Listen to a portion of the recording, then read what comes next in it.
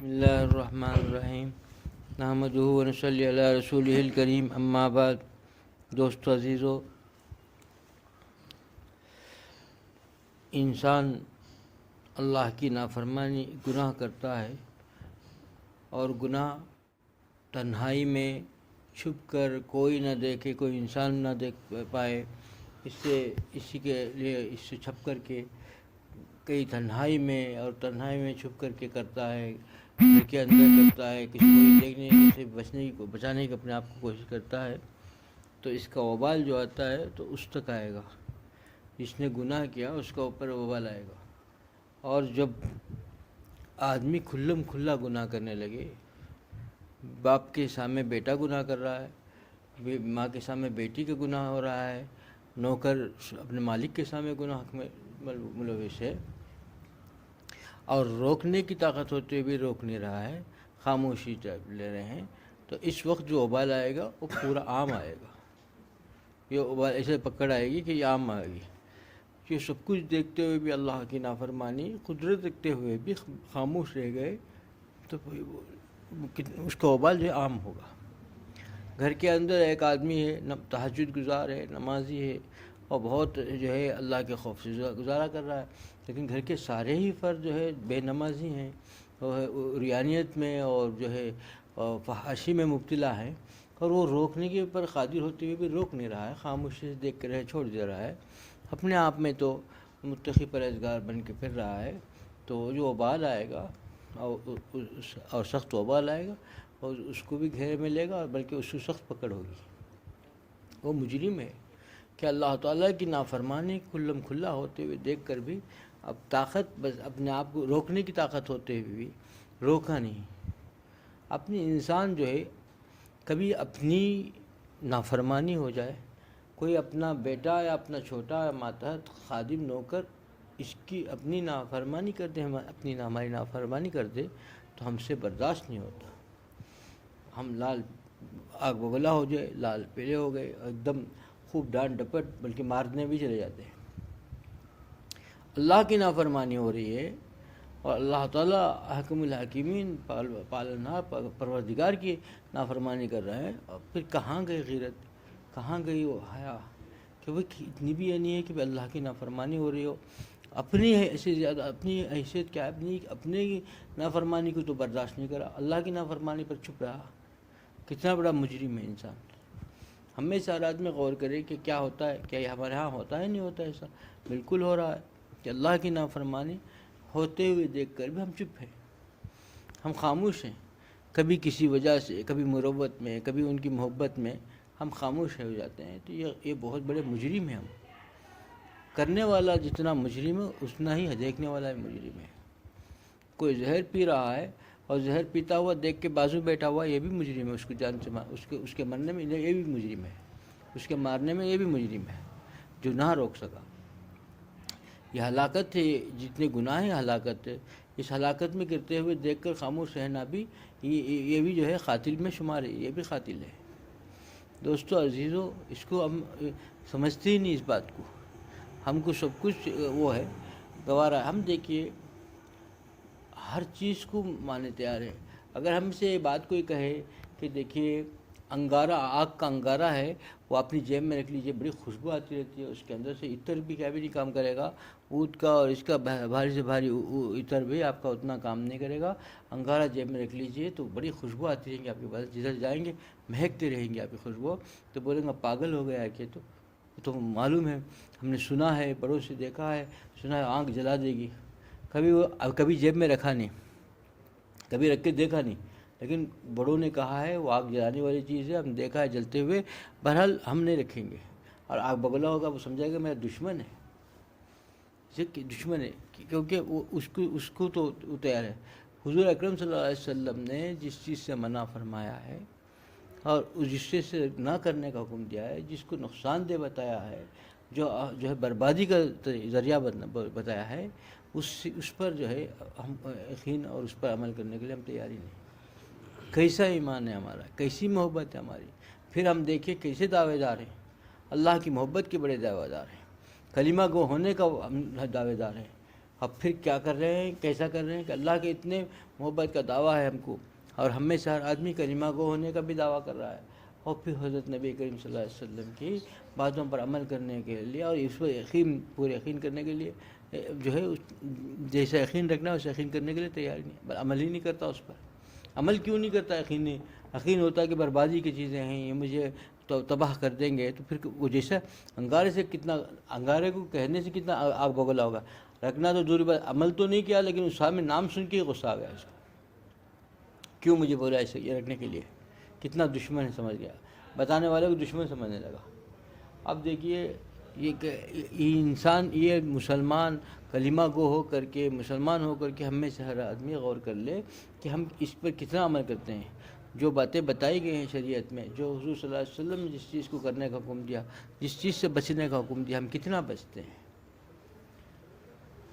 ہم کو کتنا ایمان ہے ان چیزوں پر، یہ سب سے اصل ہے۔ کافر، مشرک، اللہ کے نبی صلی اللہ علیہ وسلم کا دشمن، کبھی جانی دشمن، اس کو اتنا یقین ہے کہ ان کی زبان سے ایک بات نکل جائے تو سمجھتا ہے کہ ہو کے رہے گی، یہ بالکل ہے۔ ایک وقت ایسا ہوا کہ حضور اکرم صلی اللہ علیہ وسلم نے ایک کافر سے کہا کہ تم میرے ہاتھ سے مرے گا، اس زبان مبارک سے لفظ نکل گیا۔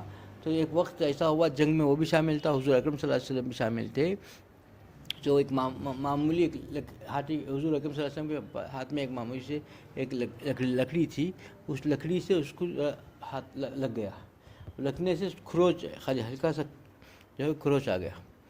تو جیسے ہی کھروچ پڑا تو اتنا رونا ولولانا، چیخ مارنا، بھاگ گیا اپنے قوم میں، اور باقی اتنا ولولا مارا، چیخ مار رہا ہے کہ میں مر گیا، میں مر گیا، میں مر گیا۔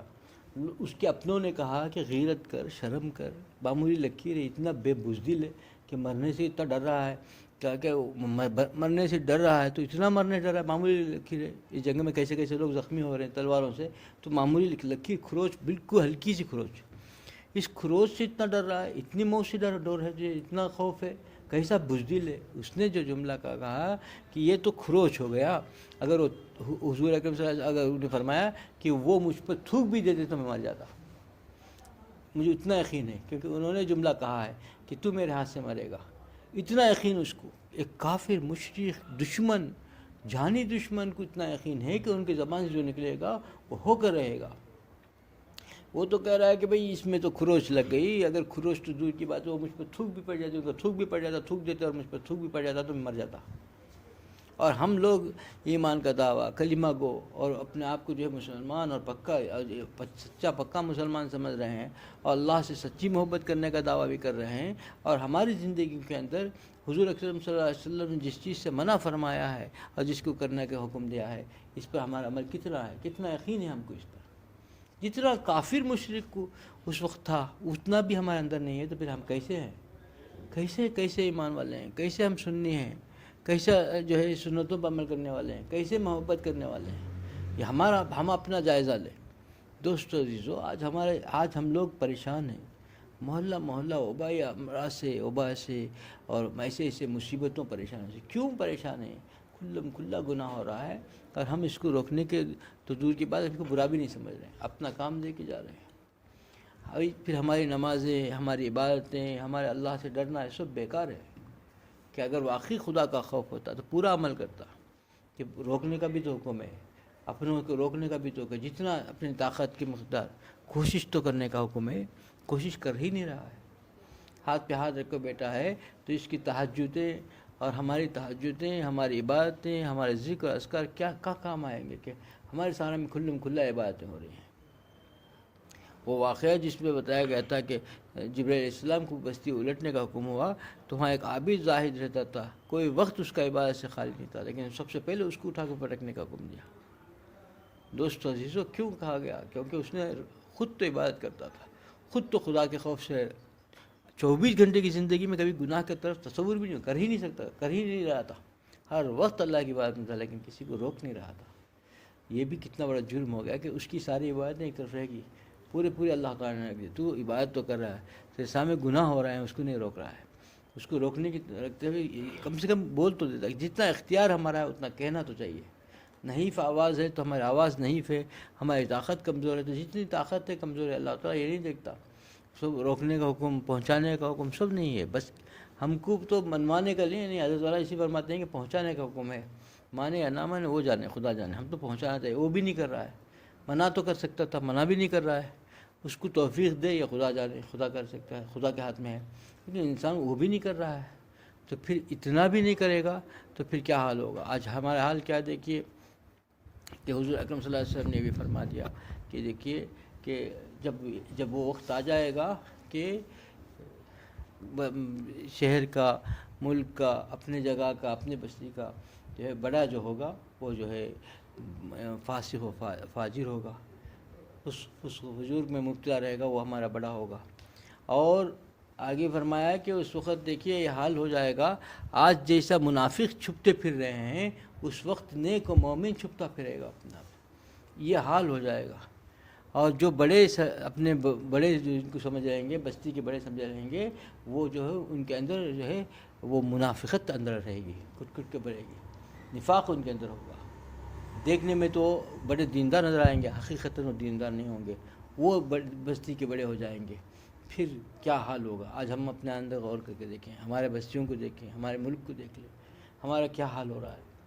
کہ اس وقت دیر اپنے سامنے چل رہا ہے. اس وقت وہ پرانے آنے والی زمانہ نہیں ہے، ہمارے سامنے چل رہا ہے. ہمارے حکام کو دیکھ لیں، ہمارے اپنے بڑوں کو دیکھ لیں. سارے چیزوں کے اندر کیوں آ گیا؟ کیوں آ گیا؟ اس لیے کہ ہم نے بلا بیٹھے، خدا کو بلا بیٹھے، شریعت کو بلا بیٹھے، حضور صلی اللہ علیہ وسلم کی تعلیمات کو بلا بیٹھے، سنتوں کو جو ہے، سنتوں کا ہمارے سامنے کوئی حیثیت ہی نہیں. یہ کہ ایک سنت کے لیے لوگ مر جاتے تھے. صحابہ میں ایک صحابی بھی ایک سنت پر جان فدا کرنے کے لیے تیار تھا. ہم اس سنتوں کے لیے مرنا تو دور کی بات ہے، اس کی تو سمجھ ہی نہیں رہا ہے اس کی کوئی اہمیت. اس کے لیے کوئی جو ہے وہ معمولی سمجھ رہا ہے. اور کون لے کہہ رہا ہے؟ عالم اور بڑے جن کو لوگ سمجھتے ہیں کہ بہت بڑے ولی اللہ ہیں، ان کی زبان سے آتا ہے کہ ایک معمولی سنت تو یہ ہے. جس نے زبان سے یہ بات آ گئی، ایک معمولی سنت کے لیے اتنا یہ کیا ہے بول کر، تب کیا حال ہوگا. کیوں نہیں پریشانی آئے گی؟ اللہ کا وبال کیوں نہیں آئے گا؟ اللہ تعالیٰ کا غضب کیسے نازل نہیں ہوگا؟ آج ہم اور آپ اسی دور سے گزر رہے ہیں. اس کے لیے ایک راستہ ہے کہ گڑ گڑا کر اللہ کو منائیں. ہم سے بہت بڑی بھول ہوگی. ہم تو اتنا اپنے آپ کو نادانی میں، غفلت میں یا شامت اعمالی ہے ہماری کہ ہم جو ہے سب کچھ تباہ کر بیٹھے، اور ہم اللہ کو، اللہ کے رسول صلی اللہ علیہ وسلم کی تعلیمات کو بھول بیٹھے. ان کی محبت جو ہے دھوکہ ہے ہمارا. ہم دھوکہ دے رہے ہیں. محبت کا دعویٰ چکے دعویٰ ہے. حقیقت یہ ہے کہ ہم جو ہے غیروں کے اور شیطان کے شکنجے میں جگڑے ہوئے ہیں، اور اپنی نفس کی اور منمانی دین چاہتے ہیں. خدا دیا ہوا دین نہیں چاہیے، اپنا منمانی دین کے اوپر عمل کرنا چاہتے ہیں. اور اسی منمانی دین کے لیے ہم نے سب کچھ بنا رکھا ہے. سب ایک دھوکہ دے رکھا ہے. یہ دھوکہ نہیں چل سکے گا. اور ہم اپنے آپ کو دھوکہ دے رہے ہیں، اور ہم وہی یعنی ہم جو کیا ہے وہی پانا پڑے گا. ہم جو دھوکہ دے رہے ہیں اس کی وجہ سے ہم کو جو ہے سخت سے سخت عذاب، سخت سے سخت پریشانیوں کا سامنا کرنا پڑے گا. ابھی وقت باقی ہے، ابھی وقت ہے. ہم ابھی اللہ کو منا سکتے ہیں. اللہ کے حضور کے گڑا کر کے توبہ کر کے سچے اللہ کو منا لیا تو کامیاب ہو جائے گا. یہاں بھی کامیاب ہو جائے گا. اللہ کی مدد آ جائے گی. اللہ تعالیٰ تو ہر وقت چاہتے ہیں کہ بندہ جو ہے کتنی مرتبہ بھی گناہوں میں ڈوبا ہوا ہو، سچے دل سے توبہ کر کے آئے گا، پھر میں جو ہے اس کو گلے لگا لوں گا. کافر، مشرک، اللہ کا باغی، حتیٰ کہ اپنے پیارے حبیب صلی اللہ علیہ وسلم کے دشمن کو بھی اللہ نے جو ہے معاف کر کے اللہ تعالیٰ نے اپنا بنا لیا، اور محبوبیت اور مقبولیت عطا فرما دیا، اور اپنا خاص بندہ بنا لیا. اتنا دشمن تکلیف پہنچانے والے کو کہ اپنے محبوب کو تکلیف پہنچا دے. کہ اللہ تعالیٰ ایسے کریم ذات ہیں. ابھی بھی وقت ہے. نا امیدی جو ہے یہ شیطانی نا امید ہوتا ہے. ہم کو تو امید کا دعوے نہیں چھوڑنا چاہیے، لیکن غفلت کی زندگی سے بھی باز آ کر کے فوراً اللہ تعالیٰ کو منانے کی فکر کرنی چاہیے. ہم اپنے غفلت سے جاگے، اللہ کو منانے کی فکر کریں. اللہ مجھے بھی اس پر عمل کی توفیق عطا فرمائے، آپ لوگوں کو اس عمل کی توفیق عطا فرمائے. آخر دعوانا الحمدللہ رب العالمین.